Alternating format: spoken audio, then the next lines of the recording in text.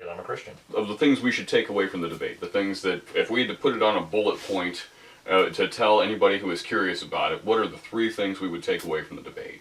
I think that would be one of them. Yeah. That Ken Ham says nothing would change his mind, and that admission alone is evidence enough that he's not doing science. Exactly. That is exactly it. What he's doing is not science. He can believe what he wants, he can call it religion if he wants to, but he cannot call it science, because we have to agree on what the definition of science is if we're going to engage in any kind of debate. I think another thing that Bill Nye said that was really important was that you should not teach this to children who need to be scientists. We need more scientists in this country. We need people who understand science, who understand the rules of science, and are able to apply them via engineering.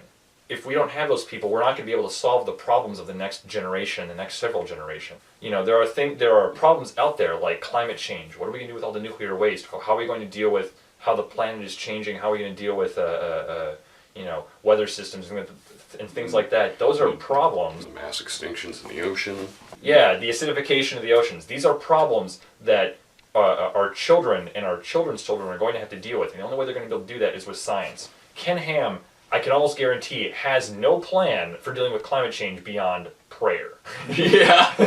I guarantee his plan for climate change is pray to God and maybe he'll save us.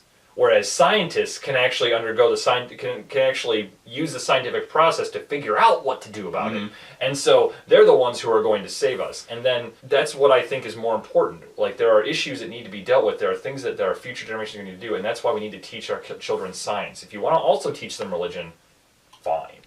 Like, I don't even think that, I'm not even sure Bill Nye would have a problem with teaching, kids being taught various religious beliefs. What he doesn't want is he doesn't want these religious beliefs. He doesn't want these people who have these religious beliefs to be signed, to be claiming it's science.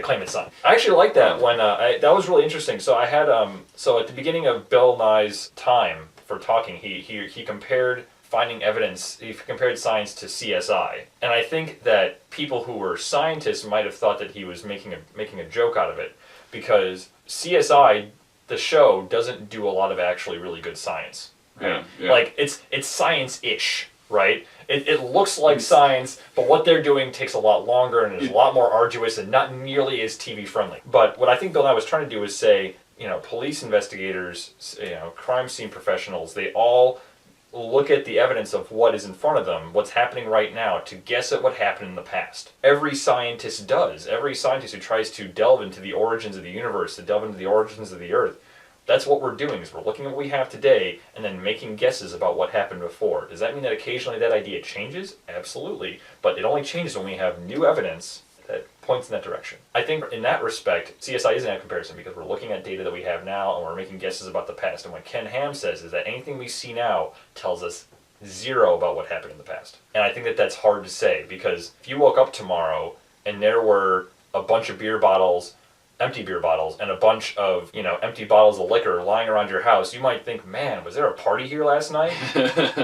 God willed it. Yeah, and what Ken Ham, I imagine, would say was, we don't know that. All we know is there's a bunch of empty bottles here. I bet God put them here. So obviously we can't tell there was a party here unless someone left a note saying, hey, great party last night. Right? That's what he's saying. Right? That's basically what he's saying. And I think that every day we make assumptions about the future of the world based on what we're seeing today, and we make assumptions about the past based on what we're seeing today. So for him to say all of a sudden we can't make any assumptions about the past unless they're written in this one book is very disingenuous of him. Yeah. If he really thought that, he would be terrified of turning on a car, because every time you turn on a car, there is a very, very tiny chance that it could blow up. It might be like a very close to 0% chance. Hey, something could have been going wrong inside the machine. You're in a bomb on wheels. Right, but the fact that he still turns on his car and he knows that it's not going to blow up means that he is making assumptions about the present and the future based on what he's seeing right now. And he's making assumptions about the past, too. Mm-hmm. He's assuming that there is still gas in his car because he put it there. So before we freeze out here... Oh, yeah. Yeah, it's quite cold. That whole freezing in the polar vortex bit, which is not a new thing, by the way. It's rather old, and we've observed it on other planets, so don't believe Rush Limbaugh. I guess the question I really wanted to ask is, do we want to see more scientists stand up and defend science like this in the face of ignorance more often? I felt so bad when I heard Richard Dawkins said that he was just done even trying to deal with the ignorance. And my take on that is that it takes nothing to pick up a book written in your language, read it and go, gosh, there is a God. But it takes years of training to become a scientist. So every time a scientist sits down, 10 more idiots stand up and go, you're wrong, because we got this book here.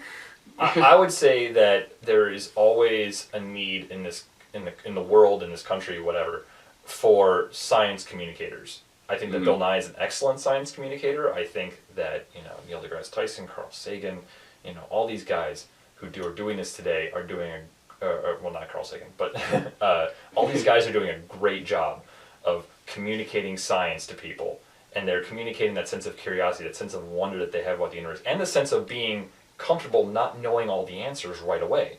I think people are good at their job. I think we need more of those kinds of science communicators, and I think that they can bring they can bring these ideas of science and translate them. People who do not have as much science training can understand them. I think that that's a very important skill. These science communicators should be engaging in these kinds of debates, not so that they can change a whole bunch of people's minds. Like I said, there's this tiny sliver of people that maybe have their mind changed, maybe thought about some things they didn't think about before, maybe just learned something new. And I think that goal was more important to Bill Nye, and I think that was probably the most valuable thing to come out of the debate. Anytime science is being discussed in the public square, I think it's a great time. Because someone's going to hear it, and someone's going to think about something different. Someone's going to get curious. That's the most important thing. And I think that that's why Bill Nye engaged in that. I think that someone like Richard Dawkins might have only seen it as Bill Nye wants to go out there and proselytize. Bill Nye wants to go out there and try and change a bunch of minds. But it reminds me of something that Max Planck said that I'm going to paraphrase because the actual quote is extremely long. The idea is that truth never triumphs. Its opponents just die out. So every time Bill Nye, chips away, every time Bill Nye embraces the truth and embraces the things that we don't know as well, and he demonstrates that these are the things that we know and this is why we know them, he is putting out the truth. And the people who believe in things like young earth creationism and who are, frankly, their evidence is shoddy at best. I would go so far as to say they're wrong. Those people are going to eventually be moved out of the public square. And they're going to be moved, and they might still believe what they want to believe, but they're not going to be considered to be scientists. They're not going to be considered to be teaching science to people. Their kids are going to ask them questions. What I'm kind of thinking will happen is that creationism will become one of those things that kids look at their parents and go, "Well, my parents are kind of creationists." Maybe, but that's the thing is that as generations go by and children learn the ways of science and they learn knowledge of science. They're going to carry that forward to the next generation. The people who think that all the answers can be found in a single book written 2,000 years ago, those people are not going to continue believing what they believe. Now, that doesn't mean like I said, that doesn't mean you can't find truth in the Bible. I want to make that clear. I think that there are things that you can find, there are things that are true, things that resonate with people in the Bible, moral issues. A lot of people like to find moral things in the Bible. What I think is that the universe is going to move towards more scientific truth. It's going to move towards more equality. It's going to move away from bigotry. It's going to move away from ignorance. And that's been the trend, say, just this last 100 years. I would like to think so. In my optimistic moments, that's what I feel. I feel like we're moving away from bigotry and ignorance, and I feel like the people who are hanging on to that are going to die off sooner or later. People need to, the people who believe these things are starting to dwindle. The people who believe in equality and they believe in science and understand science. Because you don't necessarily have to believe in it. The proof's already out there. The data's already out there. The observations have already been made. To believe in science. Yeah, I mean, you can believe things about science. You can believe that science can deal with certain things and can't deal with other things. The knowledge that we have, the scientific knowledge we have, doesn't require any strong belief. Mm-hmm. Definitely not belief with a capital B. Maybe a small b. I loved your Facebook post. This is my Super Bowl. It really is. Yeah, it very much is. This is the kind of thing I love to watch, and I was watching it kind of like it was a sporting event. I wasn't getting super offended at anything, but I was watching it like I want to see this play out. I want to see. Man. I'm so glad I got a chance to do this because what I love to do is I love to talk about science and I love to talk about how science works because I think people are afraid of it, and what I gotta tell you is that they really shouldn't be. They really should not be afraid of science. They should not be afraid of not understanding science either. It does take a proper amount of communication. It's a different skill than being a scientist. Being a science communicator is not the same as being a scientist. I love being a science communicator. That's what I'm trying to do, and so I love coming on shows like this, and I love being able to talk about science. That's what I do. That's what I love. Yeah, every time I look into the realm of science, I'm just like, it's my new brain. It's brain candy, and I eat it up. And as a writer and an idea guy, as a whatever, I love thinking in those realms, and then realizing that, oh yeah, some of this really is real. Yeah, no, but here's the thing. That's the fact that it actually is true and that it's real observations. That means it's not brain candy. That means it's the broccoli for your brain. It's the things that are good for you. It's the proteins, what makes your brain stronger. Brain candy is the stuff like the listicles you find on BuzzFeed, right? Those are the brain candy. Those are the things that, like, while they may resemble actual information, they're just pop culture knowledge. It's popping through your brain and exits. The protein, the vegetables, that's all the science knowledge. That's what makes your brain better, makes you think better.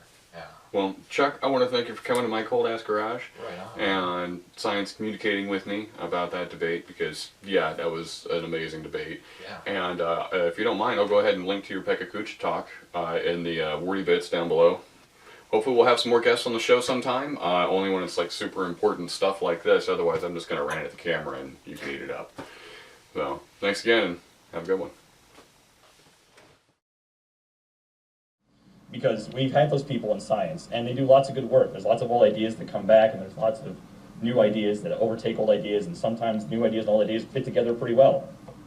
But the only people who can really hold society back are those who are unwilling to accept change.